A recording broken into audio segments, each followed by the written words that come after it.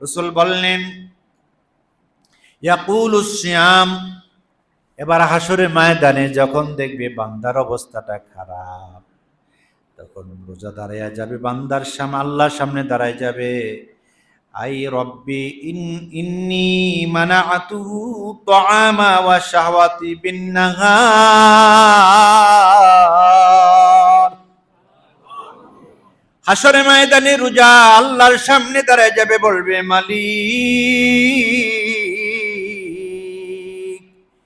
ইন্নী মানাআতুহু তুআমু wash শাহওয়াতি বিন নাহার।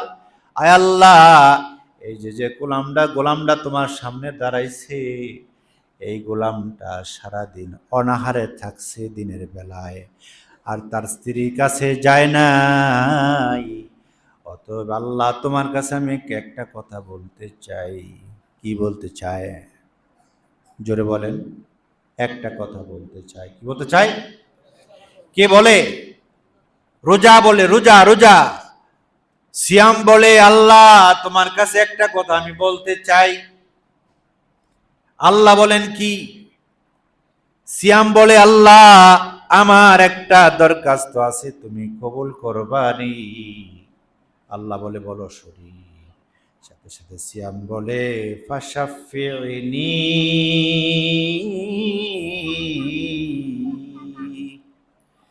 ফাশাফিনি, আল্লাহ তুমি আমার পক্ষ থেকে একটা সুপারিশ কবুল করবানি। সুবহানাল্লাহ বলতেন না? একটা সুপারিশ আমার পক্ষ থেকে কবুল করবানি। আল্লাহ পাক রব্বুল আলামিন বলেন, বলো দেখি, বলো দেখি। আল্লাহ পাকের কাছে রোজা বলবো, এই লোকটা সারাদিন পানাহার করে নাই, স্ত্রীর সাথে মেলনও করে নাই, সবকিছু তোমারে খুশি করার জন্য বিরত রইল। আল্লাহ আমি রোজা সাক্ষী, এই লোকটারে তুমি একটু জান্নাতে দিবানি। সুবহানাল্লাহ। তুমি একটু জান্নাতি দিবানি, জান্নাতি দিবানি। আল্লাহ বলেন, এ সিয়াম এ রোজা, আমি তো বলেছি ওয়া আনা আজিজু বিহি, এটার প্রতিদান আমি আল্লাহ নিজেই।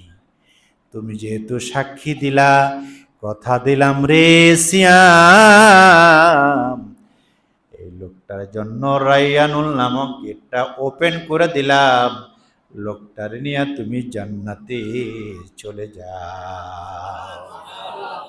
সুবহানাল্লাহ। ও আমার ভাইরা,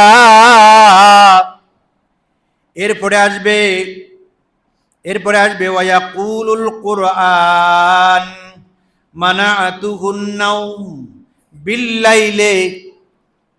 এবার আল্লাহর সামনে দাঁড়ায় যাব, আল্লাহর পক্ষ থেকে নাজিলকৃত কোরআন, বলেন সুবহানাল্লাহ। কোরআন দাঁড়ায় বলবে, আল্লাহ তোমার সামনে যে একটা আসামি দাঁড়ায় আছে, আল্লাহ বলবে, কোরআন তোমার কি? কোরআন বলবে, আমি হইলাম অ্যাডভোকেট, আমি হইলাম উকিল, কি তোমার ওপিনিয়ন কি বলো? কোরআন বলবে, আল্লাহ আমি কোরআন সাক্ষী দেই। কি সাক্ষী? কোরআন সাক্ষী দেই, মানাআতুহুন নাওম বিল্লাইল, দিন কিংবা রাত 24 ঘন্টায় তোমার এই গোলামটা শুধু মুখ দিয়ে কোরআন তেলাওয়াত করত। রাতের বেলায় তাহাজ্জুদ নামাজে দাঁড়ায় দাঁড়ায় কোরআন পড়ে চোখের পানি ঝরায়, তারাবির নামাজ পড়ে তেলাওয়াত করে চোখের পানি ঝরায়, শুধু কান্না আর কান্না। আল্লাহ তোমার কাছে দরখাস্ত, ফাশাফিউনি, আমার একটা দরখাস্ত কবুল করবানি। আল্লাহ পাক বলেন, কি কবুল করতে বলো? আল্লাহর কাছে কোরআন ডাকদা বলে, মালিক আমিও সাক্ষী, মাঘে রমজানের রোজাও সাক্ষী। আল্লাহ এই লোকটা সারাদিন দিনের বেলা রোজা রেখেছে, রাতের বেলায় তাহাজ্জুদ পড়েছি, ইবাদত করছি। আল্লাহ আমরা দুইজনেই সাক্ষী দেই, আল্লাহ লোকটারে কি একটু জান্নাতে দেওয়া যায় নাকি?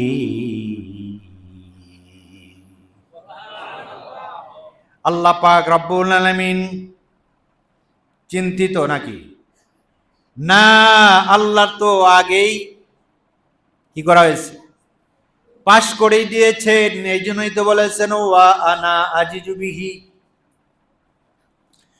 as-sawmu li ওয়া আনা আজিজু বিহি। তো এই জন্য আগে আল্লাহ রসুলকে জানিয়ে দিয়েছেন।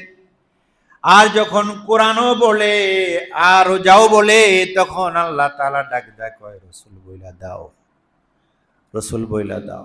কি বলবো? রসুল বইলা দাও, ফায়াশফাআন।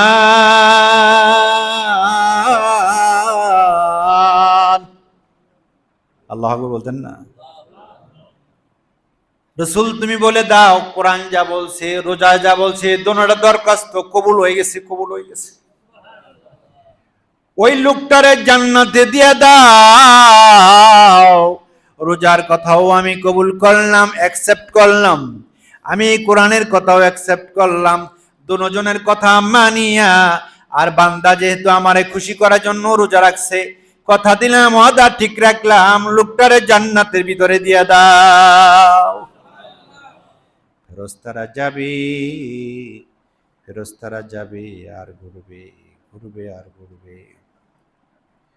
এরপরে রাসূল আকরাম সাল্লাল্লাহু আলাইহি সাল্লাম বলেন, ইজা দাখালা শাহরু রমাদান আতলাকু কুল্লু আসিরি ওয়া আতা কুল্লু সাইর।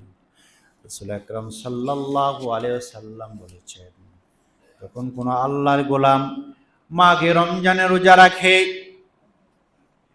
মাঘে রমজানে রোজা রাখবে, আল্লাহর রাসূল বলেন, আল্লাহ রাসূল বলেন, তুমি দুনিয়ার যত কয়েদি আছে, অপরাধী আছে, তাদেরকেও মাফ করে দাও।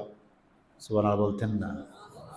রাসূল তুমি তোমার কাছে যারা অপরাধী আছে তাদেরকে মাফ করো, যারা জেলখানা আছে তাদেরকে মুক্তি দিয়ে দাও।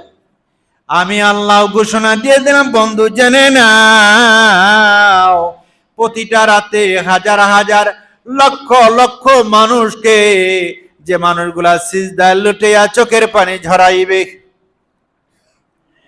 এজন্য দেখবেন পৃথিবীতে যত আউলিয়া কেরাম আছেন, তাদের রাত্রিবেলায় তেমন ঘুমায় না, সিজদায় পড়িয়া শুধু কান্দে আর কান্দে। আল্লাহর কাছে বলে, আল্লাহ,